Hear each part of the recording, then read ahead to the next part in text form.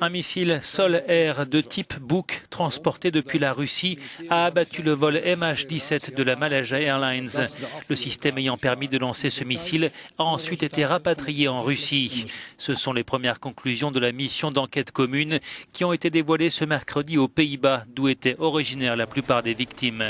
Le rapport a d'abord été présenté aux familles qui attendent depuis 2 ans que les coupables soient traduits en justice. Nous avons vu circuler beaucoup d'informations dans les médias au cours des 26 derniers mois et ce que nous pensions être la vérité a été confirmé, explique la mère d'une victime.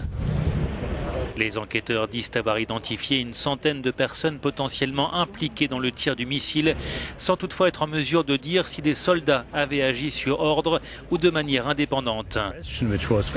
La question qui est posée par les familles, en l'occurrence qui sont les coupables, est restée sans réponse, alors qu'une réponse est tout à fait possible, explique l'avocat des familles.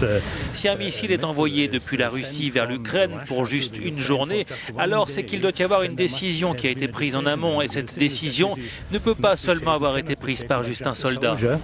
Le 17 juillet 2014, le vol MH17 qui reliait Amsterdam à Kuala Lumpur s'était désintégré en plein vol au-dessus de l'est de l'Ukraine, entraînant la mort de ses 298 passagers. Les enquêteurs ont pu déterminer que le missile avait été lancé depuis une zone alors sous contrôle des séparatistes pro-russes.